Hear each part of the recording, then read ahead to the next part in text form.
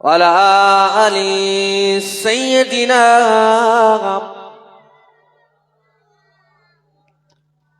हो गई इस नाम से आदम की भी दुआ कबूल। उन नाम से मेरे नबी से नाम की जो बोले न सुभान। हो गई इस नाम से आदम की भी दुआ कबूल। हो गई इस नाम से आदम की भी दुआ कबूल। रब करती है कितनी मोहब्बत, रब करती है कितनी मोहब्बत इस नाम से। रब करती है कितनी मोहब्बत मुस्तफा के नाम से। मेरी दुनिया मेरी जन्नत मुस्तफा के नाम से। मेरी दुनिया मेरी जन्नत मुस्तफा के नाम से। जोरे बोले आरो जोरे होबे ना। ऐ फकत मुझको मोहब्बत मुस्तफा के नाम से। मेरी दुनिया मेरी जन्नत मुस्तफा के नाम से। मेरी दुनिया मेरी जन्नत मुस्तफा के नाम से। हो गए इस नाम से आदम की भी दुआ कबूल।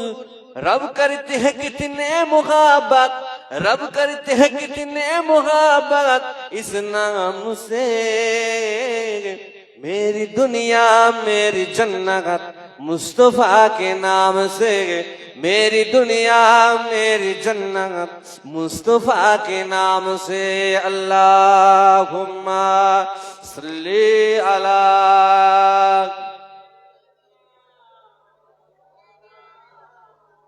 वाला अली सैयदिना।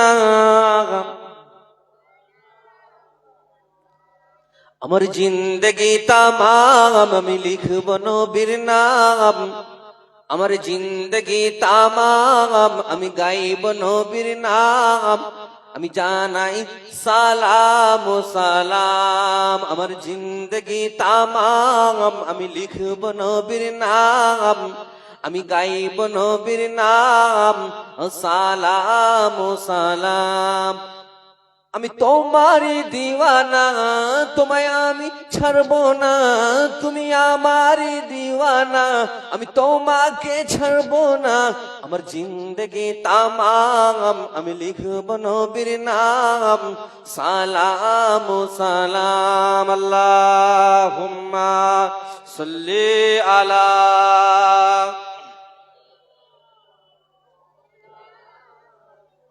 ওয়ালা আলি سيدنا।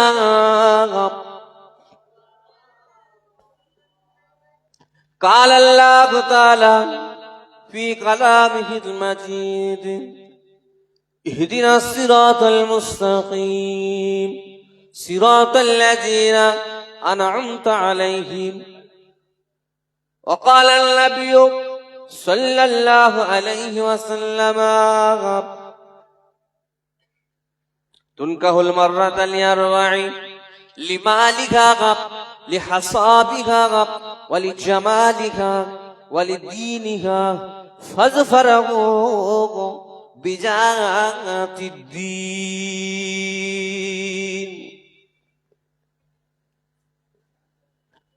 وقال النبي صلى الله عليه وسلم الدنيا سجن المؤمنين والجنة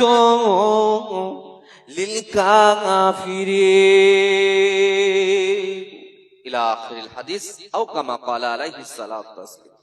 শ্রদ্ধেয় সম্মানিত আমার পূর্বের উলামা ইকরামগণ, বিশেষ করে আপনাদের গ্রামের মসজিদের পেশ ইমাম, আরো যারাই মজলিসে বসে থাকা এ মসজিদের এ গ্রামের নামাজি, আল্লাহ পাকের কাবা ঘরের হাজি, যাদের উপরে আল্লাহ ও তার ফারিস্তা সকলেই রাজি।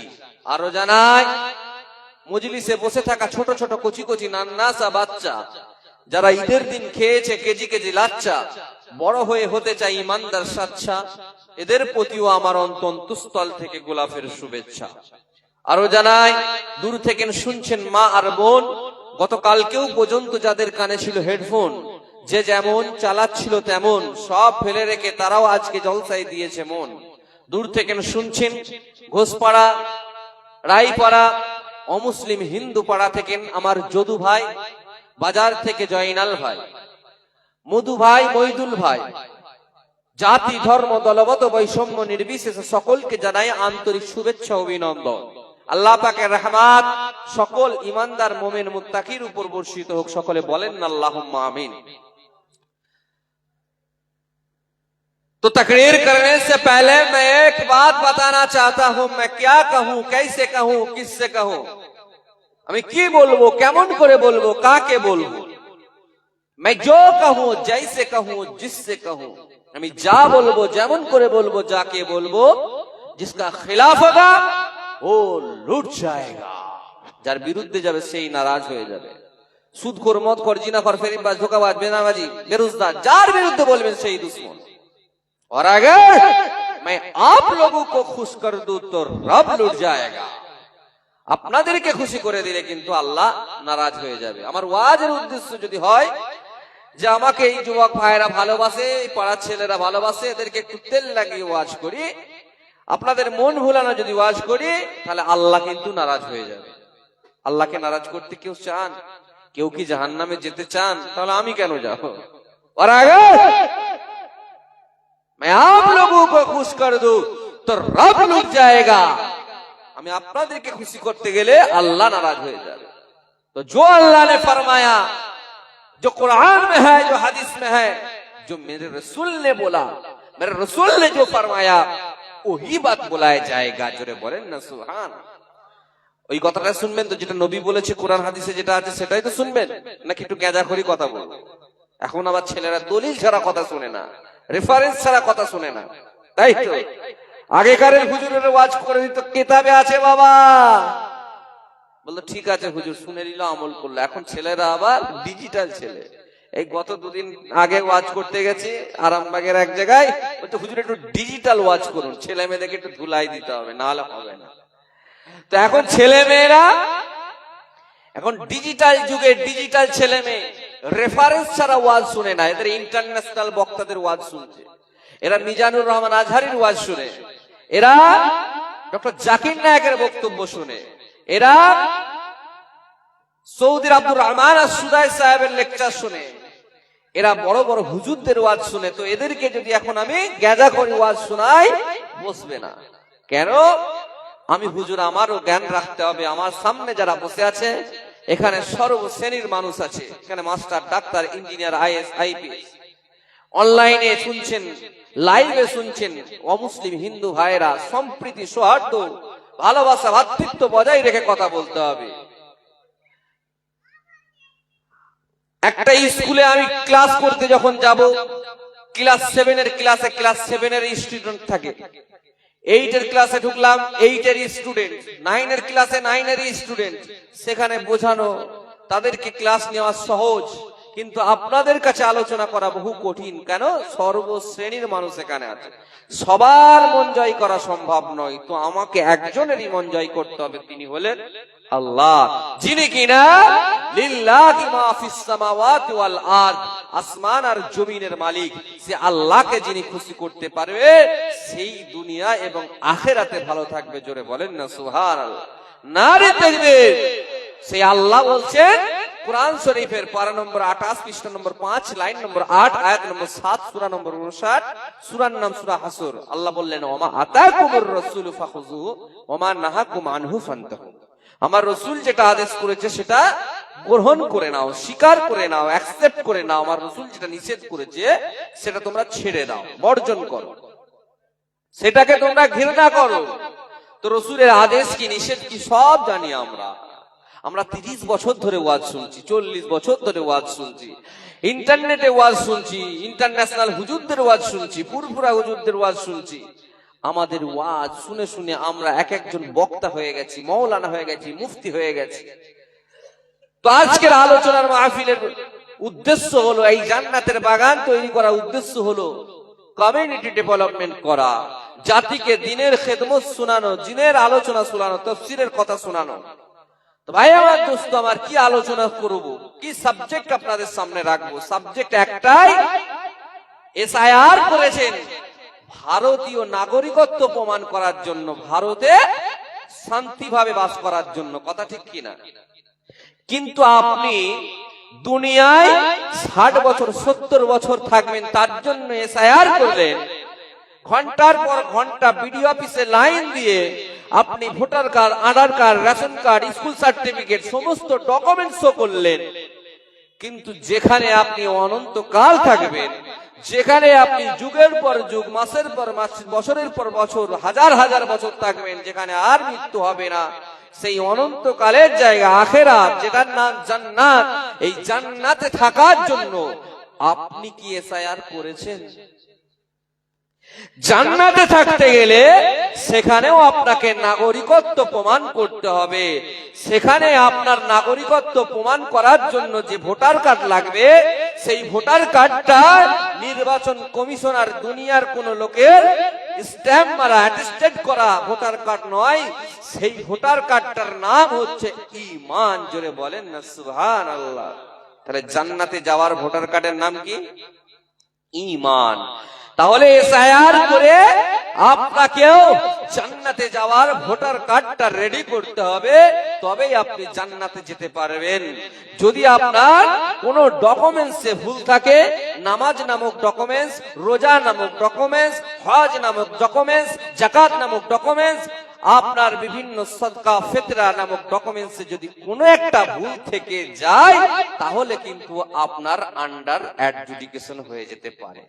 আপনার নাগরিকত্ব জান্নাতে যাওয়ার ক্যান্সেল হয়ে যেতে পারে, ডিলেট হয়ে যেতে পারে। দুনিয়ায় তবুই আপনি ঘুষ ঘাস দিয়ে ফাঁক ফুক করে নেতা মন্ত্রী ধরে একটুখানি আপনি ঠিক করতে পারবেন, কিন্তু সেখানে আপনার কোনো লাইন নেই, কারণ কাফনের কোনো পকেট নেই, ফেরেশতার কোনো ঘুষ নেওয়ার রাস্তা নেই। কাফনের পকেট আছে? কথা বলেন। কাফনের কোনো পকেট নেই। বেটা ছেলে হলে 3টে সাদা থান, মেয়ে ছেলে হলে 5টা, কোনো পকেট নেই। আর ফারিস্তারা, তারাও কোনো ঘুষ নেই, ঘুষ নেয় না। তাহলে আপনাকে সেইভাবেই চলতে হবে, সেইভাবেই জীবন যাপন করতে হবে, ডকুমেন্টস গুলো সেইভাবে শো করতে হবে। রাগ করবেন না বাপ, অন্যায় হলে করে দেবেন মাফ। আমি আপনাদের জামালউদ্দিন ভাই দুটো কোরআন হাদিসের কথা বাস্তব দিয়ে আপনাদেরকে বলে যাই। আজ থেকে 1400 বছর আগে দুজাহানের বাদশাহ আমিনাল্লাল মদিনার দুলাল মসজিদে নববীতে শরীফে বসে বসে আলোচনা করেছেন, ওয়াজ শোনাচ্ছেন। সাহাবায়ে কেরামদেরকে জিজ্ঞাসা করলেন, এ আমার সাহাবীরা, বাবারা, তোমরা কি তোমাদের আমলের উপর ভিত্তি করে কেউ জান্নাতে যেতে পারবে? তোমরা কি তোমাদের আমলের উপর ভিত্তি করে কেউ জান্নাতে যেতে পারবে? এ নওজওয়ানেরা, হযরত আবু বকর সিদ্দিক বসে আছেন, উমরে ফারুক আছেন, উসমানে গনি আছেন, জলিলুল কদর সমস্ত সাহাবায়ে কেরামেরা আছেন। এমন সময় আল্লাহ নবী, আল্লাহ রাসূল সাহাবাদের কাছে এই প্রশ্নটা যখন রেখেছেন, হযরত উমরে ফারুক উঠে দাঁড়িয়ে বললেন, ইয়া রাসূলুল্লাহ ওয়া ইয়া হাবিবাল্লাহ, হুজুর, আমি আমার আমলের উপর ভিত্তি করে জান্নাতে যেতে পারবো। কে বলছে? হযরত ওমর ফারুক রাদিয়াল্লাহু তাআলা আনহু। তিনি বলছেন, ইয়া রাসূলুল্লাহ, ইয়া হাবিবাল্লাহ, আমি আমার আমলের উপর ভিত্তি করে জান্নাতে যেতে পারবো। এ নওজওয়ানেরা, মুস্তাফা জানের রহমত আমার রাসূলুল্লাহ রেগে গেছেন, চোখ মুখ লাল হয়ে গেছে, আমার সাথে সাথে কান্নাকাটিও করেছেন। হুজুরের চোখ দিয়ে টস টস করে পানি পড়ে, দাড়ি মোবারক খানা ভিজে গেছে। এমন সময় ওমর ফারুক আল্লাহ নবীকে উদ্দেশ্য করে বলে, ইয়া রাসূলুল্লাহ ওয়া ইয়া হাবিবাল্লাহ, হুজুর, আমি কি কোনো বিয়াদবি করে ফেললাম? হুজুর, আপনি আমাকে ক্ষমা করবেন। কি এমন বিয়াদবি করলাম? আপনি এত রাগান্বিত হয়ে গেলেন কেন? এ নওজওয়ানেরা, এমন সময় আল্লাহ নবী, আল্লাহ রাসূল হযরতে ওমরে ফারুককে উদ্দেশ্য করে বললেন, এ বাবা ওমর, শুনে রেখে দাও, জেনে রেখে দাও, তুমি ওমর, তুমি তোমার আমলের উপর ভিত্তি করে, তুমি তোমার ইবাদতের উপর ভিত্তি করে আল্লাহর জান্নাতে যেতে পারো, কিন্তু আমি রাসূলুল্লাহ, আমি আমার আমলের উপর ভিত্তি করে কখনোই জান্নাতে যেতে পারবো না। বুঝতে পারলেন না? হে ওমর, তুমি তোমার আমলের উপর ভিত্তি করে জান্নাতে যেতে পারো, কিন্তু আমি রাসূলুল্লাহ, যাকে না সৃষ্টি করলে আল্লাহ আসমান জমিন তৈরি করতেন না, যাকে না সৃষ্টি করলে কোরআন পেতাম না, হাদিস পেতাম না, যে রাসূলুল্লাহকে আল্লাহ মানব জাতির মধ্যে সবথেকে বেশি ভালোবাসেন, শুধু মানব জাতির মধ্যে নয়, ফারিস্তাদের থেকে, অন্যান্য নবীদের থেকে, আসমান জমিনে যা কিছু আছে আল্লাহর পরে, আল্লাহ তারপরে নিজেকে যা ভালোবাসেন তার থেকেও বেশি আল্লাহ বলছেন, ইন্নাল্লাহা ওয়া মালাইকাতাহু ইউসাল্লুনা আলান নবী, আমি কোন নবীর উপর দরুদ পড়ি না, না মুসা, না ঈসা, না দাউদ, না জাকারিয়া, না আইয়ুব, 1,24,000 মতান্তরে 2,24,000 নবী কিংবা পয়গম্বর আমার আল্লাহ কারোর উপরে দরুদ পড়েন না, সির্ফ মুহাম্মদকে সেবা, শুধু আমার রাসূলুল্লাহকে ছাড়া, তিনি আমার রাসূলুল্লাহকে ভালোবাসেন, মুহাব্বত এত করেন, সেই রাসূল বলছেন, হে ওমর, তুমি তোমার আমলের উপর ভিত্তি করে জান্নাতে যেতে পারো, আমি রাসূলুল্লাহ, আমি আমার আমলের উপর ভিত্তি করে জান্নাতে যেতে পারবো না। সমস্ত সাহাবায়ে কিরামেরা অবাক হয়ে গেলেন, ইয়া রাসূলুল্লাহ, ইয়া হাবিবাল্লাহ, এই কি কথা বলেন? আপনি যে কথাগুলো বলেন, আপনি যে হুকুম পালন করেন, সবটাই আপনার হুকুম মতো চলি, পুঙ্খানুপুঙ্খ, এক যারা পরিমাণ যাতে করে কোন রকম ত্রুটি না হয়, আপনাকে দেখে অনুসরণ অনুকরণ করে আপনার সুন্নাহ মোতাবেক চলি। ইয়া রাসূলুল্লাহ, আমরা আমাদের আমলের উপর ভিত্তি করে জান্নাতে যেতে পারবো না কেন? এ নওজওয়ানেরা, তরুণেরা, এ নবী পাকের পাগলেরা, আল্লাহ নবী সাহাবায়ে কেরামদেরকে জানিয়েছিলেন, এ আমার সাহাবারা, বাবা শুনে রেখে দাও, জেনে রেখে দাও, তুমি তোমার জিন্দেগির যত নামাজ পড়েছো, তোমার জিন্দেগিতে যত রোজা রেখেছো, হজ করেছো, যাকাত দিয়েছো, সমস্ত ইবাদতগুলোকে যদি আমার আল্লাহ কাল কিয়ামতের ময়দানে বলে, হে ওমর, এ উসমান, এ আলী, এ মুহাম্মদ, আব্দুল্লাহর বেটা মুহাম্মদ, তোমার ইবাদতগুলো আমি আল্লাহ আমার পছন্দ হয়নি, তোমার ইবাদতগুলো আমার পছন্দ হয়নি, সেদিন আমি কি করব? আমি কোথায় যাব? এ বাবা সামিরা, এ হযরত ওমর ফারুক, বাবা শুনে রেখে দাও, জেনে রেখে দাও, বাবা আমলের উপর ভিত্তি করে জান্নাতে যাওয়া যায় না, আমলের উপর, ইবাদতের উপর ভিত্তি করে জান্নাতে যাওয়া যায় না। আল্লাহর জান্নাতে যেতে গেলে কাল কিয়ামতের ময়দানে জান্নাতে যাওয়ার জন্য শুধুমাত্র একটাই রাস্তা আছে, একটাই পন্থা আছে, ওটা আর অন্য কিছু নয়, সেটা হলো আমার আল্লাহর দয়া। একটু আস্তে করে বলেন সুবহানাল্লাহ। নারে তাকবীর, নারে তাকবীর। আল্লাহর দয়া কত জানেন? আমার আল্লাহ এত পাপ করার পরে, এত সুদ খাচ্ছেন, ঘুষ খাচ্ছেন, জিনা, ব্যভিচার, এত গুনাহ করার পরেও এখনো আল্লাহ আপনাকে বাঁচিয়ে রেখেছেন, এখনো আল্লাহ আপনাকে ধ্বংস করে দেয়নি। আল্লাহ আদ জাতিকে যেমন ধ্বংস করে দিয়েছিল, সমুদ জাতিকে ধ্বংস করে দিয়েছিল, আল্লাহ এখনো আপনাকে বাঁচিয়ে রেখেছেন, তার দয়াটা অনেক বেশি, সেই জন্য আল্লাহ আপনাকে আমাকে এখনো বাঁচিয়ে রেখেছেন। আজকে আপনি ভাবছেন আলুর দাম 65-70 টাকা বস্তা, আল্লাহ আমার কি করলো, কপালটা খারাপ। বলছি না অনেকে বলছি আল্লাহ আমার ক্ষতি করে দিল, আমার এত লস হয়ে গেল, বইয়ের গয়না বিক্রি করে আমি বীজ কিনেছিলাম, আমি লোন নিয়ে বিনা করে আমি জমিতে আলু চাষ করেছিলাম, আল্লাহ আমার অনেক ক্ষতি করে দিল। আমরা আল্লাহকে গালি দিচ্ছি, আমরা এইভাবে আল্লাহকে গালি দিতে থাকি, কিন্তু আমার আল্লাহ বলছেন, আমি আল্লাহ যা করি বান্দার ভালোর জন্য করি। জোরে বলেন, আর একটু জোরে হবে না? নারী দিলে জোরে সোরে তাকবীর দেন না। এই তো সেমিফাইনাল হচ্ছে, এখনো ফাইনাল বাকি আছে, তাকবীর দেন, নারে তাকবীর। এত আস্তে আওয়াজ নিয়ে কি করে হবে? রাত 1টা-2টো পর্যন্ত তো ওয়াজ হবে, এখন বক্তা তো এখনো 2টো রয়েছে। একেবারে বাপ বেটা মিলে, চাচা ভাই তো ভাইপোতে মিলে তাকবীর দেন, নারে দিবে হচ্ছে না হচ্ছে না হচ্ছে না, এর থেকে আওয়াজ তো অনেক বেশি। আপনাদের পাড়ার যুবক ছেলেগুলো যখন অ্যাপাচি নিয়ে বেরোয়, যখন পালসার নিয়ে বেরোয়, ওরে বাপরে বাপ, কি পিকআপ, কি টান এদের! যদি এরা এইদিকে এত জোশ দেখাতে পারে, মুসলমানের ছেলে গোশ খেয়েছেন, জোশ দেখাবেন? হ্যাঁ, যদি পোল্ট্রি খান, আমি বলবো না, পোল্ট্রি খেয়ে ওর নিজেরই কোনো ক্ষমতা নাই, কি আপনাকে প্রোটিন দেবে? আর যদি গোশ খেয়ে থাকেন, একটু জোশ দেখান, না রে তাকবীর, না দিবে। ভাই আমার, দোস্ত আমার, যা করে আল্লাহ ভালোর জন্য করে, কখনোই আল্লাহকে গালি দেবেন না। আপনার হাত ভেঙে গেছে, বলুন আলহামদুলিল্লাহ, আল্লাহ যা করে ভালোর জন্য করে। আমার কারবারে লস হয়ে গেছে, আল্লাহ যা করে ভালোর জন্য করে। হ্যাঁ, আমরা মানুষ, সাময়িক কষ্ট হয়, এই কষ্টটাকে বুকের মধ্যে চেপে নিয়ে নামাজের পাটিটা বিছিয়ে আল্লাহকে বলুন, রাব্বি আল্লাহ, মাবুদ আল্লাহ, কারবারে অনেক লস হয়ে গেছে, আমি এই সংসার ধর্ম নিয়ে কিভাবে সামলাবো? আল্লাহ, আল্লাহ, আলুর দাম এত কমে গেছে, আমি দিনা শোধ করতে পারবো না। আল্লাহ, আল্লাহ, একটু তোমার গায়েবী মাদাদ দিয়ে আমাকে হেল্প করো। নামাজের পাটিতে রাতের অন্ধকারে মাবুদকে বলেন, আমার আল্লাহকে বলেন, আমি আপনাদেরকে গ্যারান্টি দিচ্ছি, আমার আল্লাহ গায়েবী মাদাদ দিয়ে আপনার একটা সহযোগিতার ব্যবস্থা করে দেবে। জোরে বলেন না সুবহানাল্লাহ। আর আপনি আজকে আলুর দাম 65-70 টাকা বস্তা বলে আমার আল্লাহকে গালি দিয়ে ফেললেন। জানেন, আমার আল্লাহ এমন কিছু ভালো রেখেছে, ওর মধ্যে লুকায়িত আছে, যেটা আপনি বুঝতে পারছেন না, সেটা হয়তো আপনি পরে বুঝতে পারবেন যে আল্লাহ কিছু একটা ভালো রেখেছে।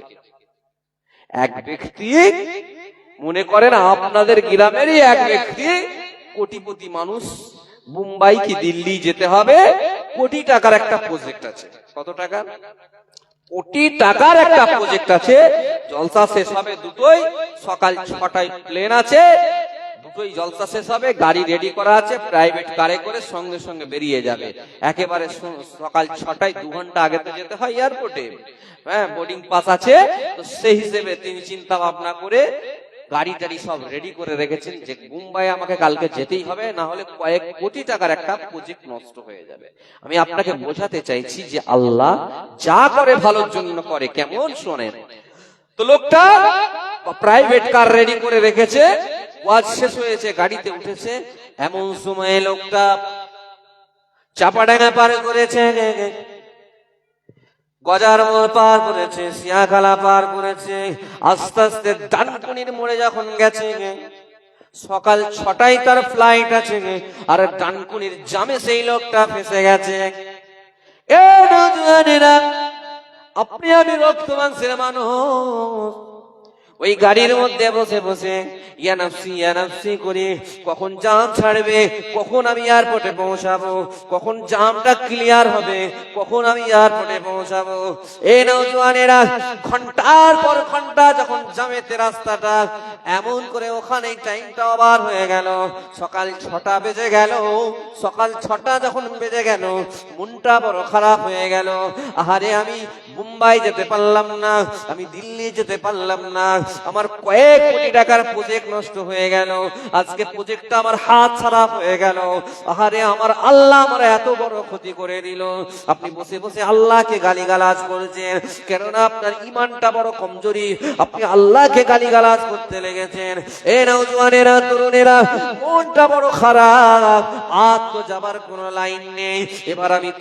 এবার আমি এয়ারপোর্টে গিয়েও কি করব? প্লেন তো ছেড়ে চলে গেছে। এ যুবকেরা, তরুণেরা, সকাল 6টার পরে যখন জামটা ক্লিয়ার হয়েছে, আপনি বলছেন ড্রাইভার ভাই, আগের দিক থেকে কোনো টার্নিং থাকলে ঘুরিয়ে না। গাড়িটা ঘুরিয়ে নিয়ে বাড়ির দিকে আসছেন, ডানকুনি পার করেছেন, যখন সিয়াখালার কাছে আসছেন, এমন সময় বসে বসে মোবাইলেতে আপনি নিউজ চ্যানেলটা খুলেছেন, আর বাংলাটা খুলে ফেলেছেন, আপনি নিউজ 18টা খুলেছেন, আপনি CNN-টা খুলেছেন। বড় বড় নিউজ চ্যানেলগুলো যখন আপনার মোবাইলে লাইভ আসছে, এমন সময় আপনি খবর দেখতে দেখতে দেখলেন কিছুক্ষণ আগেতে যেই ফ্লাইটটা আপনার বোম্বাই যাবার কথা ছিল, যেই ফ্লাইটটাই আপনার দিল্লিতে যাওয়ার কথা ছিল, ওই ফ্লাইটটা আধা ঘন্টা 45 মিনিট ছাড়ার পরে প্লেনটা ক্র্যাক করে আগুন লেগে যতগুলো যাত্রী ছিল সবাই মারা গেছে। এ যুবকেরা, তরুণেরা, এমন সময় আপনি গাড়িতে বসে বসেই বলছেন আলহামদুলিল্লাহ বেঁচে গেছি। কথাটা বুঝতে পারলেন না হয়তো আপনারা। 1 ঘন্টা আগে কিন্তু আপনি গাল দিচ্ছিলেন কাকে? আল্লাহকে, যে আমার কোটি টাকার প্রজেক্ট আল্লাহ নষ্ট করে দিয়েছে, কোটি টাকা আমার লাভ হয়ে যেত। কিন্তু যখনই 1 ঘন্টা পর আপনি খবর দেখছেন যেই প্লেনটা আপনার মিস হয়ে গেছে, সেই প্লেনটা 1 ঘন্টা পরেই আপনার ক্র্যাশ হয়ে যখন দেখছেন সব যাত্রী পাইলট সহ মারা গেছে, তখন আপনি বলছেন আলহামদুলিল্লাহ, আল্লাহ বাঁচিয়ে দিয়েছে। আল্লাহর কাছে তখন শুকরিয়া আদা করছেন যে আল্লাহ তুমি আমার গায়েবী মাদাদ দিয়ে আমাকে বাঁচিয়ে দিয়েছো। ওরকম কোটি কোটি টাকা আমি বেঁচে থাকলে অনেক ইনকাম করবো, জানের থেকে বড় কিছু আছে? তাহলে এটা আপনাদেরকে বোঝালাম এই জন্য আমরা এই সময় যা পরিস্থিতি দেখা দিয়েছে যে 65 টাকা 70 টাকা বস্তা, 100 টাকা বস্তা আলু, এখন আপনি বলছেন আল্লাহ আমার ক্ষতি করে দিয়েছে। আল্লাহকে গালি দেবেন না বাবা, আল্লাহ যা করে ভালোর জন্য করে, এটাই তো ঈমান, এটাই তো ঈমান। ভাই আমার দোস্ত আমার, কিছুদিন আগে একটা ডিবেট হয়েছিল। ওই ডিবেটে একজন নাস্তিক একজন মাওলানাকে প্রশ্ন করছে, বলছে হুজুর আল্লাহ যদি সব ভালো করে তাহলে ইসরায়েল যে ফিলিস্তিনে বম ফেলছে, ইসরায়েল যে একেবারে গাজাতে বম ফেলে এই বাচ্চা বাচ্চা ছেলেগুলোকে মেরে ফেলছে, এই বাচ্চাগুলোকে যে মারছে, তোমার আল্লাহ যদি থাকতো তাহলে আল্লাহ কেন বাঁচালো না? নাস্তিকের প্রশ্ন। বলছে আল্লাহ যদি থাকতো আল্লাহ কেন বাঁচালো না? বাচ্চাগুলোর কি দোষ ছিল? বাচ্চাগুলোকে যে আল্লাহ মেরে ফেললো, আল্লাহর কি দোষ ছিল? ভাই আমার দোস্ত আমার, ওই ইমাম সাহেব, ওই হুজুর, ওই মাওলানা, ওই আলেম নাস্তিককে লাজবাব উত্তর দিয়েছিলেন, আমার আল্লাহ ওই বান্দাগুলোকে দুনিয়ায় পাঠিয়েছেন, একদিন তো একদিন মৃত্যু তো হবে। আজকে আপনি আমি নামাজ রোজা করে 60 বছর 70 বছর পরে রোগে যেয়ে মারা যাচ্ছি, আর ওরা ইসরায়েলের মিসাইলে মারা যাচ্ছে। ওরা কিন্তু শহীদের মৃত্যু বরণ করেছে, ওরা জান্নাতের পাখি হয়েছে, কিন্তু আমার আল্লাহ দুনিয়াটাকে পরীক্ষার ঘর করেছে। আর দুনিয়া সিজনুল মুমিনিন ওয়া জান্নাতুল কাফিরিন। আমার আল্লাহ দেখলো পৃথিবীতে 256 কিংবা কম বেশি 250টা দেশ আছে, এই 250 থেকে 256টা দেশের ঈমানদারেরা কাদের পক্ষে রইল? যারা ঈমানওয়ালা মুসলমান ভালো মানুষের পাশে রইল, নাকি ওই বর্বর নোংরা জাতি ইসরায়েলের পাশে রইল? ভাই আমার দোস্ত আমার, অনেক রকম আমাদের মধ্যে মতবিরোধ রয়েছে। ভাই আমার দোস্ত আমার, অনেক যুবকের আবার প্রশ্ন করে, এই যে ইসরায়েলের সঙ্গে ইরানের যুদ্ধ হচ্ছে, আমরা মুসলমান কার পক্ষে থাকবো? ভাই আমার দোস্ত আমার, অবশ্যই আপনি ঈমানওয়ালার পাশে থাকবেন। আবার বলে ঈমানওয়ালার পাশে কি করে থাকবো? ইরানের তো সব শিয়া, ইরানের তো সব শিয়া, তাহলে শিয়ারা তো মুসলমান থেকে বাদ, তাদের পক্ষে কেন থাকবেন? ভাই যখন যুদ্ধটা আমার দেশের সঙ্গে ইরানের সঙ্গে হবে, তখন কিন্তু আপনার ঈমানি দায়িত্ব হচ্ছে ইন্ডিয়ার পক্ষে আপনি থাকবেন, দেশের পক্ষে থাকবেন। কিন্তু যখন আপনার ইসরায়েলের সঙ্গে ইরানের যুদ্ধটা হচ্ছে, সে শিয়া হলেও, সে শিয়া মুসলিম হলেও আপনাকে তার পাশে থাকতে হবে। কারণটা এটাই, সত্যের পক্ষে হকের পক্ষে থাকা, এটার নাম হলো ঈমান। আপনি দেখবেন ভাইয়ে ভাইয়ে মারামারি হয়, ভাইয়ে ভাইয়ে ঝগড়াঝাটি হয়, কিন্তু পাড়ার লোকেরা যখন ভাইয়ের বিরুদ্ধে কথা বলে, ভাইয়ের গায়ে হাত তুলে, দেখবেন 5 ভাই একসাথে হয়ে যায়। কথা ঠিক কিনা? হ্যাঁ, তো ভাই আমার দোস্ত আমার, সর্বসময় দেশের পক্ষে থাকতে হবে। দেশকে ভালোবাসা ঈমানের অঙ্গ। তবে যখন অন্য দেশের সঙ্গে অন্য দেশের যুদ্ধ হবে, তখন কিন্তু আপনাকে মুসলিমদের পক্ষে, জাত ভাইয়ের পক্ষে, কলেমার পক্ষে থাকতে হবে। কারণ কি জানেন? কারণ হচ্ছে কুল্লু মুসলিমুন ওয়া ইখওয়াতুন, নবী বলেছে মুসলমান মুসলমান ভাই ভাই। তাহলে কি আপনি অমুসলিম হিন্দু ভাইদের পাশে থাকবেন না? অবশ্যই থাকতে হবে। অমুসলিম হিন্দু ভাই যারা শান্তিপ্রিয় মানুষ, যারা সৎ মানুষ, তাদের পাশে আপনাকে জান দিয়ে দিতে হবে। কারণ কোরআন তো মুসলমানদের জন্য নয়, কোরআন বলছেন হুদাল লিন-নাস, সূরা বাকারা 185 নম্বর আয়াত। কোরআন মানুষের জন্য, মানুষের জন্য হলো কোরআন। তাহলে আপনি হিন্দু মুসলিম হিন্দু মুসলিম করবেন কেন? মানুষের জন্য। এই যে আমি ওয়াজ করছি, এটা মানুষের জন্য, এটা শুধু মুসলিমদের জন্য নয়। আমাদের স্কুলে অমুসলিম হিন্দু ভাইরা, অনেক আমার স্টুডেন্ট হিন্দু আছে, গার্জেন এসে বলছে আপনার ওয়াজ শুনে এসে ভর্তি করছি। 2 ঘন্টা ওয়াজ শুনেছি, কোনো সাম্প্রদায়িক কথা পাইনি, হিন্দু বিরোধী কথা পাইনি, তাই আমার কোনো অসুবিধা নেই। আমরা এডুকেশন যেখানে আছে, শিক্ষা যেখানে ভালো হয়, সেখানেই ভর্তি করব, কোনো অসুবিধা নেই। তাহলে আজকে এটা কি কম পাও না? আপনাকে দেখে কেন মুসলিমরা বলবে চাচা আসছে মানে টেররিস্ট, চাচা মুসলমান মানে সন্ত্রাস, মুসলমান মানে মাওবাদী, মুসলমান মানে খারাপ কাজ একটা লেলিয়ে দেওয়া হচ্ছে, গোটা বিশ্ব চক্রান্ত করছে, গোটা পৃথিবী আমাদের বিরুদ্ধে চক্রান্ত করছে, আমাদেরকে খারাপ করার একটা গোটা বিশ্ব চক্রান্ত করছে, আমাদেরকে টেররিস্ট সাজানো। আপনি দেখবেন সিনেমাতে অভিনয় করছে যে গুন্ডা মারামারি করে তাকে একজন মুসলমান সাজানো হচ্ছে। তার মানে কি জানেন, এটা একেবারে ইহুদিদের প্ল্যান, ইসরায়েলের প্ল্যান, বিশ্বের মানুষের মাথায় ঢুকিয়ে দেওয়া। মুসলমান হচ্ছে একেবারে নিকৃষ্ট খারাপ জাতি, কারণ ওরা জানে পৃথিবীতে একমাত্র ইসলাম সত্য, যার মধ্যে কোনো কুসংস্কার নেই, প্রত্যেকটা বিষয় মডার্ন সায়েন্স দ্বারা পরিপূর্ণ। তো এই জাতিটাকে যদি মানুষ চিনে যায়, ইসলাম যখন মানুষ শিখে যাবে, তাহলে তাদের মানুষকে ধরে রাখা যাবে না। এখনই আপনি যদি ChatGPT কে জিজ্ঞাসা করেন, গুগলকে জিজ্ঞাসা করেন, প্রতিদিনেতে 8,500 করে মানুষ কনভার্ট হচ্ছে। তাহলে আজকে হিন্দু মুসলিম আমাদের মধ্যে ঐক্য রাখতে হবে, ভালোবাসা রাখতে হবে, আমাদেরকে ভালোবাসা দিয়ে জয় করতে হবে। হেরে যাবে ওদের হিংসা, জিতে যাবে আমাদের ভালোবাসা। জোরে বলেন না সুবহানাল্লাহ। নারে তাকবীর, নারে তাকবীর। এ মুসলমানের ছেলেরা, নওজওয়ানেরা, এ ছত্রসাল শেখ পাড়ার যুবকেরা, শুনে রেখে দিন বাবা, জেনে রেখে দিন, দুনিয়া বেশি দিনের নয়, দুনিয়া 60 বছর 70 বছরের জিন্দেগি। দুনিয়ায় প্রতিটা মানুষের সঙ্গে ভালো ব্যবহার রাখুন, প্রতিটা মানুষের সঙ্গে ভালো সৌহার্দ্যপূর্ণ ব্যবহার রাখুন, নিজের পাড়া প্রতিবেশীর সঙ্গে ভালো ব্যবহার রাখুন। আপনি মারা যাওয়ার পরে যখন আপনার এলাকার মানুষেরা বলবে লোকটা বড় ভালো মানুষ ছিল, লোকটা বড় নেককার ছিল, লোকটা বড় সৎ লোক ছিল। এই যুবকেরা, তরুণেরা, হাদিস পাকের মধ্যে পাওয়া যায়, এলাকার মানুষ যখন সাক্ষী দেবে লোকটা ইমানদার ছিল, আসমানি ফারিস্তারাও বলে লোকটা ইমানদার ছিল, আমার আল্লাহ পাক ওই ফারিস্তাদেরকে ডেকে ডেকে বলে, সবাই যখন বলে লোকটা ভালো ছিল, লোকটা ইমানদার ছিল, ওই লোকটাকে আমার জান্নাতে পাঠিয়ে দাও। আরেকটু জোরে বলেন সুবহান। নারে তাকবীর, নারে তাকবীর। ছত্রসাল শেখ পাড়ার বাৎসরিক ইসালে সওয়াব, নারে তাকবীর। দুরূদ শরীফ, আল্লাহুম্মা সাল্লি আলা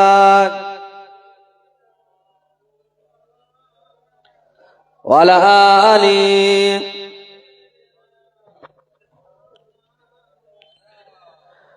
কত জনে দেখে তোমায় কলিজা শীতল হয়ে যায়, কত জনে দেখে তোমায় কলিজা শীতল হয়ে যায়। আমাকে দাও না দিদার, আমাকে দাও না দিদার একবার ইয়া রাসূলুল্লাহ, বিরহে দিল পুরে ছারখার যে আমার ইয়া রাসূলুল্লাহ, আমার কেউ নেই তুমি ছাড়া সাহারা ইয়া রাসূলুল্লাহ। আল্লাহুম্মা সাল্লি আলা সাইয়্যিদিনা ওয়ালা আলি সাইয়্যিদিনা। প্যারে হাজিরানে মজলিস, যে কথা বলছিলাম, তাহলে জান্নাতে যেতে গেলে আপনার ঈমান নামক এই ভোটার কার্ডটাকে ঠিক রাখতে হবে, আর নামাজ, রোজা, হজ, যাকাত এরকম 5টা আইডেন্টি কার্ড ডকুমেন্টস আপনাকে ঠিক রাখতে হবে, তবেই আল্লাহর জান্নাতে যাওয়া যাবে। তবে মনে রাখবেন, ঈমানটা হচ্ছে শর্ত। আপনার মধ্যে ঈমান না থাকলে নামাজ, রোজা, হজ, যাকাত যাই করেন না কেন, কোনো লাভ নেই, কোনো লাভ নেই। ঈমানটা কি? ঈমানটা হচ্ছে মুহাম্মাদুর রাসূলুল্লাহ। যারে বলে তো জোরে হবে না? নারে তাকবীর, নারে তাকবীর। তো ভাই আমার, দোস্ত আমার, ঈমানটা ঠিক করুন। আর হুকুকুল্লাহ, হুকুকুল ইবাদ, বান্দার হক আর আল্লাহর হক। আল্লাহর হক যেগুলো নবীর আদেশ আছে, কলমা, নামাজ, রোজা, হজ, যাকাত, এগুলো আল্লাহর হক। আর বান্দার হক যেগুলো হচ্ছে পাড়া প্রতিবেশীর হক, আত্মীয় স্বজনের হক, স্ত্রীর হক, সন্তানের হক, এইগুলোকে বুঝিয়ে দেন। কারণ হক মারবেন না, কারণ মনে কষ্ট দেবেন না, তাহলে আপনি আল্লাহর দয়ার জান্নাতে যেতে পারবেন। জোরে বলেন না সুবহানাল্লাহ। ভাইয়া দোস্ত আমার, আল্লাহ মানুষকে সৃষ্টি করলেন আশরাফুল মাখলুকাত করে, সর্বশ্রেষ্ঠ করে। আল্লাহ পাক মানুষকে সর্বশ্রেষ্ঠ করে সবকিছু মানুষের জন্য বানালেন। আপনি আসমান জমিন যা দেখছেন, চাঁদ সূর্য যা দেখছেন, সব আল্লাহ মানুষের জন্য বানিয়েছে। আপনি যেটা দেখছেন সব মানুষের জন্য। মাটি দিয়ে মানুষকে তৈরি করলেন, এই মাটি থেকেই আল্লাহ মানুষের সবকিছু বানালেন। আজকে দেখুন, মাটি থেকেই আপনি যে জামাটা পরে আছেন, মাটি থেকেই উৎপন্ন হয়েছে। এমন এক রেশম সুতো হয়েছে, সেখান থেকে ফিল্টার করে উন্নত পদ্ধতিতে আজকে জামাটা পরে আছেন। যেটা খান, ভাত, মুড়ি, ছোলা, সব মাটি থেকে। এমনকি যা বসবাস করছেন, যা ভরণ পোষণ করছেন, সব আল্লাহ আপনাকে মাটি থেকে তৈরি করলেন, মাটি দিয়েই উৎপন্ন করলেন। তারপরেও আল্লাহ এমন নিয়ামত আপনাকে দিয়েছেন, যে নিয়ামত আপনি কখনোই কৃতজ্ঞতা করে শেষ করতে পারবেন না। আমার আল্লাহ বলছেন, যে বান্দা আমার কৃতজ্ঞতা করে পরে আলহামদুলিল্লাহ, সেই বান্দাকে আমি আল্লাহ আরো বেশি বেশি বাড়াই। যে বান্দা আমার নাফরমানি করে, আল্লাহ আমার ক্ষতি করে দিয়েছে, আমি আল্লাহ তাকে ধ্বংস করে দিই, শেষ করি। আমার আল্লাহর নিয়ামত কি একটুখানি ভেবে দেখেন। আপনি একই জমিতে 3টে গাছ লাগিয়েছেন, একটা শসা গাছ, একটা তরমুজ গাছ, একটা উচ্ছে গাছ। 3টি গাছ একই জমিতে লাগিয়েছেন, একটা শসা, একটা তরমুজ, একটা উচ্ছে। একই দিনে লাগিয়েছেন, একই জমিতে লাগিয়েছেন। একই টিউবওয়েল বা পুকুরের পানি 3টে গাছে দিচ্ছেন, একই দোকানে সার 3টে গাছে দিলেন, একই হাওয়া বাতাস 3টে গাছে পেল, একই সূর্যের আলো পেল, একই মালির চাষির পরিচালনা হলো। আচ্ছা বলুন, 2.5-3 মাস পর ওই 3টে গাছের ফল, একটা শসা, একটা তরমুজ, একটা উচ্ছে, আপনি বাড়িতে তুলে নিয়ে এসে কেটে দেখুন, খেয়ে দেখুন, 3টে গাছের ফল কি একই রকম না আলাদা? জোরে বলেন, আলাদা না? কি করে আলাদা হলো একটু ভেবে দেখেছেন? ভাই, কোন বৈজ্ঞানিক ছিল মাটির নিচে এত সুন্দর করে বানিয়ে দিল?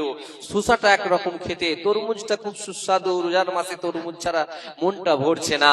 আরে উচ্ছেটাও এত মূল্য, ডাক্তার বলেছে সুগার থেকে যদি বাঁচতে চাও আপনার উচ্ছেটা আপনাকে রাখতেই হবে। তাহলে 3টে জিনিসের 3 রকম স্বাদ কি করে হলো? মাটি থেকে একই মাটির রস শোষণ করলো। এ নওজওয়ানেরা, তরুণেরা, আমার আল্লাহ পাক জানিয়ে দিয়েছে গে, এ 17 সালের যুবকেরা শুনে রেখে দেন, আমার আল্লাহ বলে দিয়েছে গে, বান্দারে আমি এমন নিয়ামত তোদেরকে দিয়েছি, যেটা তোদের কল্পনার বাইরে, যেটা তোরা চিন্তা করতে পারবি না। তোদের আজকে বিবেককে আমি একটা ভাগে ভাগ করে দিয়েছি। এ যুবকেরা, তরুণেরা, সামান্য 1 ভাগ বুদ্ধি আপনাকে আল্লাহ দিয়েছে।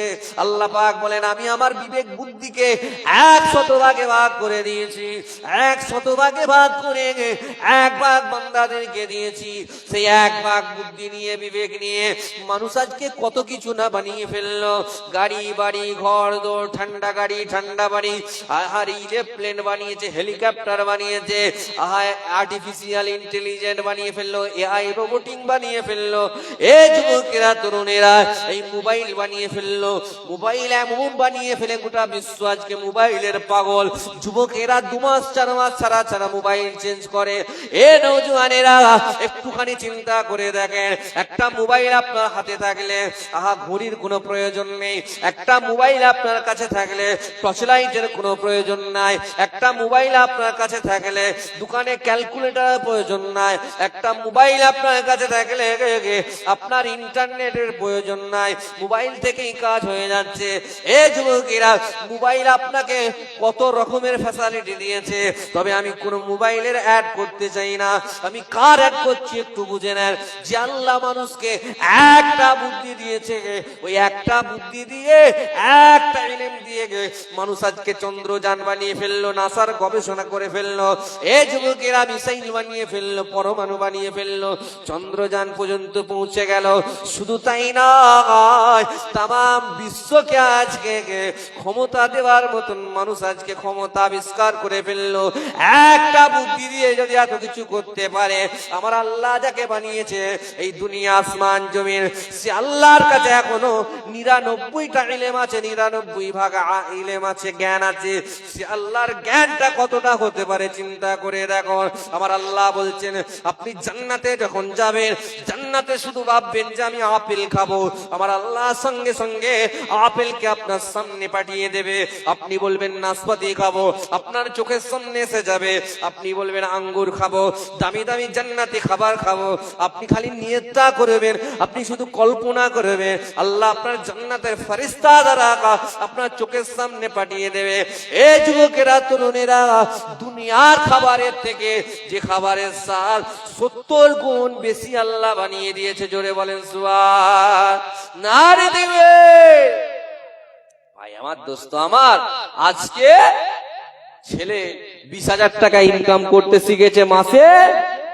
আজকে আল্লাহর শুকরিয়া আদা নেই। আগে জুম্মা যেত, এখন জুম্মাটাও বলছে কি হবে যে হাতে পয়সা আছে, দামি অ্যাপেল 17 প্রো ম্যাক্স আছে, 1,30,000 40,000 টাকা দামি মোবাইল আছে। ও বলছে কি হবে, কি হবে নামাজ পড়ে, কি হবে রোজা রেখে। ভাই আমার, দোস্ত আমার, রক্তের গরম দেখাচ্ছে, এমন ফুটানি দেখাচ্ছে। ঈদের আগে বাড়ি এসেছে, কানে দুল, মাথায় লম্বা লম্বা চুল, নাম রেখেছে আব্দুল। ঠেলে দিলে উল্টে পড়ে যাবে, নাম রেখেছে হিম্মত আলী। গায়ে গুয়ের মতো গন্ধ, নাম রেখেছে আতর আলী। তিরিং তিরিং করে লাফাচ্ছে, 30 কেজি ওজন, তিরিং তিরিং করে লাফাচ্ছে। ভাই আমার, দোস্ত আমার, এত অহংকার। ক টাকার মালিক রে ভাই তুই? আমার আল্লাহ তোকে ধ্বংস করতে বেশি সময় নেবে না, ধ্বংস করতে বেশি সময় নেবে না। এলো ঈদের সময়, দামি মোবাইল, হাতে সোনার ভ্যাসলেট, কানে সোনার দুল। যুবক ছেলেগুলো যারা পাড়ায় থাকে, এলাকায় থাকে, তারাও দেখছে এই তো মাল ভালোই কামিয়ে এনেছে। ঘন ঘন তার সাথে বাজারে যাচ্ছে, চা পানি থামস আপ ফায়াজে যাচ্ছে, ওইদিকে ময়ূর খেয়ে যাচ্ছে। 2 মাস পর পাড়ার ছেলে দেখে পাঠাতে এসে বলছে এই মোবাইলটা আসবার সময় নতুন কিনেছিল, লিবি 1,30,000 দাম, 40,000 দিয়ে দেবো, শুধু 40,000 দিয়ে দেবো। একই রে দিয়ে দিবি মানে? বলছে আরে হাত খুব টান পড়েছে। কিছুদিন পরে দেখা যাচ্ছে হাতে সোনার ভ্যাসলেটটাও নেই। একই রে, তো সোনার কানেরটা কোথায় গেল রে? সেটাও বেচে দিয়েছি, খুব টাকার টান পড়েছিল। যেদিন কাজে যাবে, আবার বম্বে ফিরে দিল্লি যাবে, সেই দিনেতে টিকিট করার মতো পয়সা নেই। তার মা পাশের বাড়ি থেকে ধার করে, কোন চাচার কাছ থেকে, চাচির কাছ থেকে ধার করে টিকিট কেটে পাঠাচ্ছে। বলছে আমার ছেলে গিয়ে পাঠাবে, তবে সুদে দেবে। এইটা হচ্ছে আমাদের সমাজ ব্যবস্থা। কথা ঠিক বলছি না ভুল বলছি? এটা যদি আমাদের সমাজ ব্যবস্থা হয়, এইটা যদি আমাদের কালচার হয়, তাহলে কি হবে? ধ্বংস হতে বেশি সময় লাগবে না। হাতে টাকা পড়ে যে উড়ছে, ছেলেকে বলো না বম্বে থেকে এসেছো, বাজারে 2 বিঘে জমি বিক্রি আছে। 2 বিঘে তো দূরে, 200 গাছে নিতে পারবে? ক্যাঁচা খুলে যাবে, অত টাকা নেই। ওই একটা গাড়ি কিনে ফেলেছি অ্যাপাচি, ওখানেই শেষ হয়ে গেছে। ভাই আমার, দোস্তাও আবার 2 মাস চালিয়ে আবার বিক্রি করে দিয়ে চলে যায়। এটা যদি সমাজ ব্যবস্থা হয়, এটা যদি আমার আপনার কালচার হয়, এই জাতি ধ্বংস হতে কতক্ষণ। আর পাশে যে বলো না একবার ঘোষপাড়ায়, চাচা বুঝতে পারবে না তুমি কাকাকে, ছিঁড়া গেঞ্জি পরে ধুতি পরে ঘুরছে, খালি বলবে কোথায়, আর কাউকে বলিস নি, চ। ও বাড়ির আলমারি থেকে টাকা বের করে দিয়ে দেবে, এত শক্তিশালী ওরা। আর আপনি আমি ওপরটা খালি প্লাস্টিক সার্জারি। এই রকম করে দুনিয়াতেও ধ্বংস হচ্ছেন, আখেরাতের নামাজ রোজাও তো নেই, মুরব্বীদের সম্মান নেই, আত্মীয়দের সাথে সুসম্পর্ক নেই। ভাই আমার, দোস্ত আমার, আপনি বুঝুন, আমাদের সমাজ ব্যবস্থা পাল্টাতে হবে, আমাদেরকে পরিবর্তন হতে হবে, আমাদেরকে যে পন্থা, যে রাস্তায় যেতে হবে। ভাই আমার, দোস্ত আমার, একটুখানি হিদায়াত, একটুখানি বাস্তবটা বোঝার চেষ্টা করে। এ নওজওয়ানেরা, তরুণেরা, এ নবী পাকের পাগলেরা, তো জাহানের বাদশাহ আমার রাসূলুল্লাহ কি আদর্শটা শিখিয়ে গেলেন গো। আমার রাসূলুল্লাহ যেদিন দুনিয়ায় এসেছিলেন, সেদিন আমার রাসূলের পক্ষে কেউ ছিল না। আমার রাসূলের আদর্শটা এত সুন্দর, আমার রাসূলুল্লাহর ব্যবহারটা এত সুন্দর। আমার নবীকে দেখে, আমার রাসূলকে দেখে আবু বকর ঈমান আনলেন, খাদিজা ঈমান আনলেন, আলী রাদিয়াল্লাহু আনহু আনলেন, আস্তে আস্তে সাহাবায়ে কেরাম আনলেন। এ যুবকেরা, তরুণেরা, আজকে পৃথিবীর 256টা দেশ, কম বেশি গোটা পৃথিবী পৃথিবীর সমস্ত দেশে আপনি চলে যান, আমার রাসূলুল্লাহকে মাননেওয়ালা, আমার হাবিবুল্লাহকে মাননেওয়ালা, দাড়িওয়ালা, টুপিওয়ালা, ঈমানওয়ালা যে কোনো না যে কোনো একটা মানুষ আপনি যে কোনো দেশে পেয়ে যাবেন। জোরে বলেন সুবহান। একটু জোরে হবে না? কেমন নবী যে রাসূলুল্লাহর নাম আজকে আপনি গুগলে সার্চ করলে সুপারম্যান ইন দা ওয়ার্ল্ড বলে পরিষ্কার প্রথমে আসছে। আমেরিকার আজও পর্যন্ত লাইব্রেরিতে লেখা আছে, বড় বড় গ্রন্থে লেখা আছে, as a father, as a teacher, as a lawmaker, superman in the world, একজন বাবা হিসেবে, একজন আদর্শ স্বামী হিসেবে, একজন ভালো নেতা হিসেবে প্রফেট মুহাম্মদ সাল্লাল্লাহু আলাইহি ওয়াসাল্লাম হলেন সর্বসেরা। জোরে বলেন না সুবহান। নারে তাকবীর। তারা আপনি আজকে 10-20 লাখ টাকা করে ফেলেছেন, 2-4 বিঘে জমি কিনে ফেলেছেন, 1-2 কোটি টাকা ব্যাংক ব্যালেন্স করে ফেলেছেন, আপনি ভাবছেন আমাকে কে ধরে, ধরাকে সরা মনে করেছেন। ওরে বাপ রে বাপ, তোমার ওই টাকা ধ্বংস করতে আল্লাহর 1 সেকেন্ড সময় লাগবে না। অস্ট্রেলিয়ার আলী বানাত বলে একজন লোক ছিল, আলী বানাত। এই আলী বানাত এমন একজন ব্যক্তি ছিলেন যিনি ব্র্যান্ডেড ছাড়া জিনিস পড়তেন না। হাতের যে ঘড়িটা পড়তেন সেটা 5 লাখ টাকার নিচে ছিল না। যে মার্সিডিজ গুলো ব্যবহার করতেন 3-4 কোটি টাকা দাম, যে ড্রেস গুলো ব্যবহার করতেন মিনিমাম 20 লাখ টাকার উপরে, এক একটা ব্লেজার, এক একটা কোট, এইরকম লাইফ স্টাইল করতেন। সেই আলী বানাত হঠাৎ একদিন চা খেতে যে জিভটা পুড়ে গেল। আলী বানাত জিভটা যখন পুড়ে গেল, ডাক্তারের কাছে গেল, ডাক্তার বাবু ওষুধ দিল, প্রেসক্রাইব করে দিল। কিছুদিন পর ভালো হলো না। ডাক্তার বাবু বলে একটু আমাকে অন্যরকম লাগছে, তুমি এই জীবের জন্য একটা টেস্ট করো, যেই টেস্টিংটার নাম হলো বায়োপসি। এই যুবকেরা আলী বানাত বায়োপসি টেস্ট করে দেখলো, বায়োপসিতে ধরা পড়েছে ক্যান্সার, যার নাই কোনো অ্যান্সার। সত্য ঘটনা, বাস্তবের কথা বলছি, কোনো গ্যাঁজাখড়ি কথা নয়। ইউটিউবে সার্চ করেন, গুগলে সার্চ করেন, আজও প্রমাণ রয়েছে। আলী বানাত কয়েক মিলিয়ন বিলিয়ন ডলারের মালিক। এই আলী বানাত তিনি চিন্তায় পড়ে গেলেন, আমার এত সম্পত্তি রয়েছে, আমার কি ক্যান্সার ভালো হবে না? বড় বড় ট্রিটমেন্ট খানায় চলে গেলেন, নার্সিং হোমে ডক্টরদের কাছে গেলেন। ডক্টর বাবুদেরকে বললেন, এই ডাক্তার বাবুরা, আমার এই ক্যান্সারটা আমাকে ভালো করে দিতে হবে, ক্যান্সারটা আমাকে ভালো করে দিতে হবে। আমার যা সম্পদ আছে, আমার যা টাকা পয়সা আছে, আমার টাকা পয়সার অর্ধেকটা আপনাকে দিয়ে দেব। এ নওজওয়ানেরা, ডাক্তার বাবুরা রিপোর্টটা দেখে বললেন, এ আলী বানাত, আই এম এক্সট্রিমলি সরি, আমাকে ক্ষমা করবেন, আপনার যে ক্যান্সারটা পৌঁছেছে এটা একেবারে শেষ স্টেজে পৌঁছেছে। আপনি আগে থেকে ট্রিটমেন্ট করেননি না, আপনার একেবারে শেষ পর্যায়ে পৌঁছে গেছে, আমি আপনাকে বাঁচাতে পারবো না। এই যুবকেরা, আলী বানাত বলেছিল, ডাক্তার বাবু, আমার যা সম্পদ আছে সমস্ত সম্পদ আপনাকে দিয়ে দেব। ওই অস্ট্রেলিয়ার আলী বানাত ডাক্তারের হাতে পায়ে ধরে কাকুতি মিনতি করেছিল, ও ডাক্তার বাবু, আমার সম্পদগুলো আপনার নামে লিখে দিচ্ছি, তবে আমার ক্যান্সারটা আমাকে ভালো করে দিন। ডাক্তার বাবু বলেছিল, ক্ষমা করবেন, এটা আমার হাতে কিছু না হয়, এটা যদি ভালো করতে পারে এক আল্লাহ ভালো করে দেবে। এই যুবকেরা, তরুণেরা, ওই আলী বানাত এমন সময় ফেসবুকে পোস্ট করতে লাগলো, আমার ধন সম্পদ যদি আমার সুস্থতার জন্য কোনো কাজে না লাগে, এই ধন সম্পদ আমি আর রাখবো না। এই যুবকেরা, তরুণেরা, এই আলী বানাত জীবনে নামাজ পড়তো না, জীবনে রোজা রাখতো না, হজ করতো না, কোনো চ্যারিটি করতো না, ট্রাস্টে কোনো জায়গায় ডোনেশন করতো না, গরিবের পাশে থাকতো না, কোনো মানুষকে দান দান করতো না।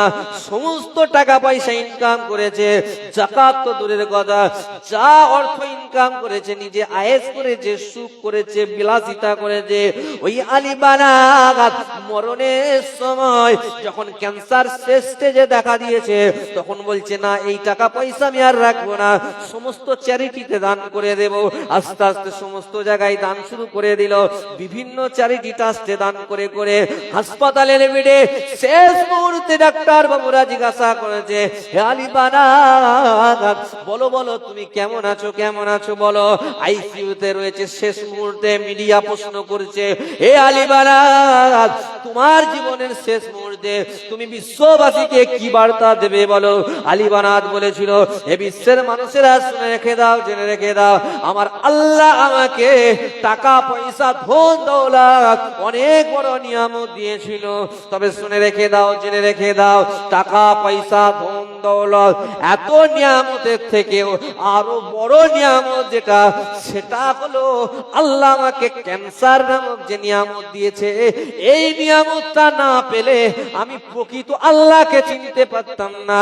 প্রকৃত দুনিয়ার কষ্ট যারা চ্যারিটি করে, যারা কষ্টের মধ্যে আছে, এতিমের কষ্ট, গরিবের কষ্ট, বেওয়ার কষ্ট, অসহায়ের কষ্ট আমি কখনোই বুঝতে পারতাম না।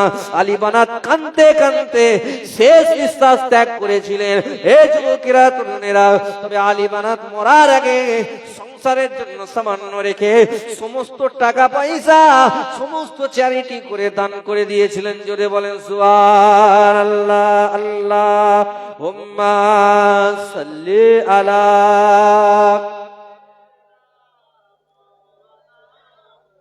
ওয়ালা আলি সাইয়্যিদিনা।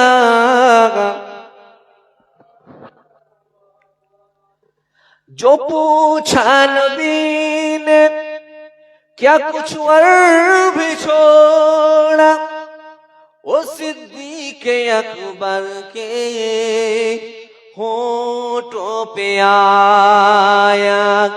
वहाँ माल और दौलत किया है ज़रूरत, जहाँ दिल लुटाने को दिल चाहता है, वो शहरे मुहब्बत जहाँ मुस्तफा है, वही घर बनाने को दिल चाहता है। वो शहरे मुहब्बत जहाँ मुस्तफा है, वही घर बनाने को दिल चाहता है। वो सोने से कंकड़, वो चांदी से माटी, वो सोने से कंकड़, वो चांदी से माटी नजर में बसाने को दिल चाहता है। वो शहरे मुहब्बत जहाँ मुस्तफा है, वही घर बनाने को दिल चाहता है। अल्लाहुम्मा सल्ली अला सय्यदिना ওয়ালা আলি সাইয়্যিদিনা।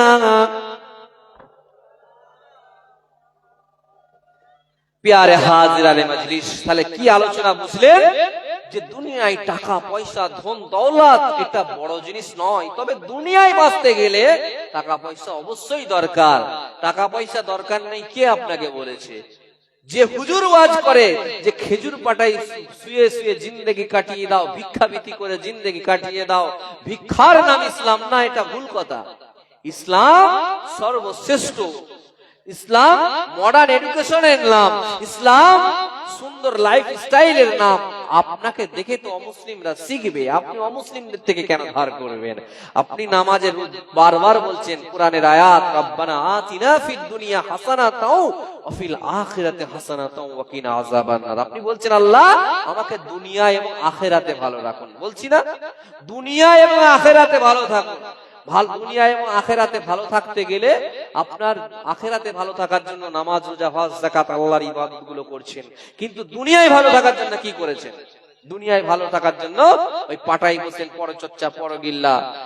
কে কাজে গিয়েছিল এসে গাড়ি করছে, বাড়ি করছে, ছেলেরা তার সমালোচনা করছে, কোথা থেকে পেলো রে, ধার করে করছে না ক্যাশে করছে, দেখ রে, খবর লে, লোন নিল না কি রে। একই কথাবার্তা।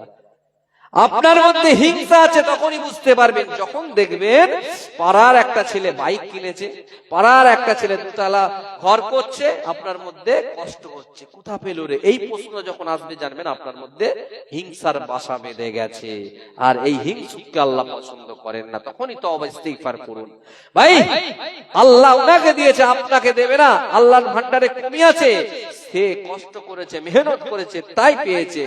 আপনাকে আল্লাহ বলেছে তো রাতকে ঘুমানোর জন্য করেছি, দিনকে রুজির জন্য করেছে। সূরা নাবা পড়েননি? আল্লাহ তো বলছে দিনকে রুজির জন্য করেছে। আপনি রুজি ইনকাম করতে যান, ইনকাম করুন। দুনিয়ায় যতদিন বাঁচবেন দুনিয়া বলবে মাল কই, টাকা ছাড়া দুনিয়া অচল। এই যে এত বড় মাহফিলটা হচ্ছে বিনা পয়সায় হয়েছে। হুজুর কি বিনা পয়সায় আছে? যে হুজুর বলে আমি ফ্রিতে ওয়াজ করি তাকে দাউদ হয়নি বলে। যখন আমাদের মতন বছরে 150টা ওয়াজ করবে তখন বলবেন ঠিক আছে হুজুর, আমার মামা বাড়ি একটা, ফুপুর বাড়ি একটা, খালার বাড়ি একটা, দাদুর বাড়ি একটা, চাচার বাড়ি একটা, জলসা দাউদ গুলো লেখেন, দেখছি সে তো কেমন প্রতিদিন ফ্রিতে আসে। ভাই আমার দোস্ত আমার, হুজুর ভাড়া করতে গেলেও পয়সা লাগবে, আপনি ওয়াজ দেবেন পয়সা লাগবে। এমনকি আপনি ভাবছেন পানিটা, পৃথিবীতে পানিটা ফ্রি পান নাকি? ওটাও টাকা দিয়ে এককালীন বসাতে হয়েছে আপনাকে। মোটরটা, কল টিউব কলটা 30-40 হাজার টাকা খরচা করে। টাকা ছাড়া দুনিয়া অচল। ওই জন্য তো আল্লাহ বলেছে রোজগার করো। আজানের সাথে সাথে মসজিদে আসো, এই কথা আল্লাহ বলেছে। আজান হবার আগে আসো মসজিদে, কথা বলেন। তার আগে আপনি রোজগার করেন, ইনকাম করেন। আপনি যখন ইনকাম করবেন তখনই সমালোচনা, পরচর্চা, পরগিল্লা কমবে, তখনই আপনি নিজের নিয়ে ব্যস্ত থাকবেন। আজকে আপনি ইনকাম করেননি বলে আজকে পাড়াতে পরচর্চা, পরগিল্লা। আপনাকে তো ওই জন্য তো পলিটিক্স ব্যবহার করছে, যে ছেলেগুলো বেকার বসে আছে, যত 200 টাকা করে দেয়, আর ওদিকে বল ঝান্ডাবাদ, ওদিকে বল বোমবাদ। আজকে এই জন্য তো আপনাকে আমাকে ব্যবহার করছে। আর আপনি যদি ব্যবসাদার হতেন, বিজনেসম্যান হতেন, আপনি যদি কাজ কারবার করতে পারতেন, ভাই আমার সময় নেই, তোমরা তোমাদের বুঝে নাও। এই অশান্তি দুনিয়া থেকে সরে চলে যাবে যদি আপনি আমি কর্মজীবী হয়। আল্লাহ পাক যারা কাজ করে তাদেরকে ভালোবাসে। এমনকি মরণের পর যে কাফনটা আপনি কিনবেন সেটাও পয়সা লাগে, কেউ ফ্রি দেবে না। ওটাও 2-2.5 হাজার দাম হয়ে গেছে, ওটাও টাকা দিয়ে কিনতে হবে। আমার কথাটা বোঝে, ভালো করে বোঝার চেষ্টা করেন, বাস্তব কথা বলছি। ওটাও পয়সা দিয়ে কিনতে হবে। তাহলে দুনিয়ায় বেঁচে থাকবেন যতদিন, অর্থ ইনকাম করুন। দুনিয়া বলবে মাল কই, টাকা কই। আর কবরে যখনই যাবেন, কবর কি বলবে? আমল কই। তাহলে মাল আর আমল, কি বললাম? মাল আর আমল দুটোই গুরুত্বপূর্ণ। তাহলে আপনি হালাল পন্থায় মাল অর্জন করুন, ইনকাম করুন, ওটাই ইবাদত। আর কবরে গেলে কবর আপনাকে বলবে আপনার আমল কই। আমল ছাড়া কবরটা তো আপনার বরবাদ। ভাই আমার দোস্ত আমার, দুনিয়া এবং আখিরাত দুটোতেই গুরুত্ব দিতে হবে। আল্লাহ কবুল করেন, বলেন আল্লাহুম্মা আমিন। দরুদ শরীফ, আল্লাহুম্মা সাল্লি আলা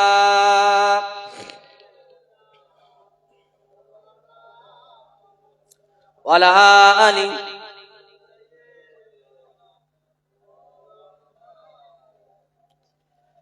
ভাই আমার দোস্ত আমার, যে কথা বলছিলাম, মাল আর আমল, অর্থ আর ইবাদত দুটোই গুরুত্বপূর্ণ। কেমন? আপনি সারাটা জীবন নামাজ, রোজা, হজ, যাকাত করেছেন, নফল ইবাদত করেছেন, রোজা রেখেছেন সারা জীবন। আপনি রুজি রোজগার করেননি, সংসার ধর্মের কথা চিন্তা করেননি। আপনি বাজারে গেছেন, আলু পেঁয়াজ কিনেছেন, দোকানদার বলছে টাকা দাও, আপনি বলছেন না টাকা নেই, সূরা ইয়াসিন মুখস্থ আছে, সূরা রহমান মুখস্থ আছে, শুনিয়ে দিচ্ছে, আমাকে মাল দিয়ে দাও। দোকানদার ছাড়বে না পেটাবে? এ মুসলমানের ছেলেরা, নওজওয়ানেরা, এ নবী পাকের পাগলেরা, দোকানদার আপনার কোনো কথা শুনবে না। আপনি আমার টাকা পয়সা দিন, মাল নিয়েছেন টাকা দিন। দুনিয়ায় টাকা আপনাকে দিয়ে তবে আপনার দোকান সাদা হবে, তবে আপনার সবজি কিনতে পারবেন, বাজার করতে পারবেন। এ যুবকেরা, তরুণেরা, ঠিক অপর দিকে কবরে গেছেন, কবরে আপনি যাচ্ছেন। লোকটা সারা জীবন নামাজ রোজা ছেড়ে দিয়ে সে শুধু ইনকাম করে গেছে, কোটি কোটি টাকার মালিক হয়ে গেছে। কবরে গেছে, মন করে নাকি যখন জিজ্ঞাসা করবে মান রব্বুকা মান নাবিয়ুকা মান দীনুকা, আপনি বলছেন ভাই আমার কাছে কোন রকমের টাকা, কোন রকমের আমল নেই, 2-5 কোটি টাকা লেন, ছেড়ে দেন, ছাড়বে? তাহলে কবর আপনার আমল চিনে, দুনিয়া আপনার অর্থ চিনে। এই দুটো পয়েন্ট মাথায় রাখুন। এই ওয়াজ হয়তো সব হুজুর করবে না, আমি আমার জাতিকে স্ট্রং করানোর জন্য বারবার এই কথাগুলো বলি যে আপনারা প্রকৃত অর্থে পরিবর্তন হন। ইসলাম ফকিরের জিন্দেগির নাম নয়, ইসলাম সুন্দর লাইফ স্টাইলের নাম ইসলাম। আল্লাহ আমাদের সকলকে কবুল করেন, বলেন আল্লাহুম্মা আমিন। ভাই আমার দোস্ত আমার, আলোচনার বিষয়বস্তু ছিল জান্নাতে যেতে গেলে আপনার যে ঈমান নামক ডকুমেন্টসটা লাগবে, ঈমান নামক ভোটার কার্ডটা লাগবে, সেটা আপনাকে ঠিক করতে হবে। আল্লাহ পাক যেন আমাদের ঈমান নামক ডকুমেন্টসটা ঠিক করার তৌফিক দান করেন। আর শেষ কথা আরেকটা, যে কোনো রকমের দলাদলি করবেন না। তাকবীর, নারে তাকবীর।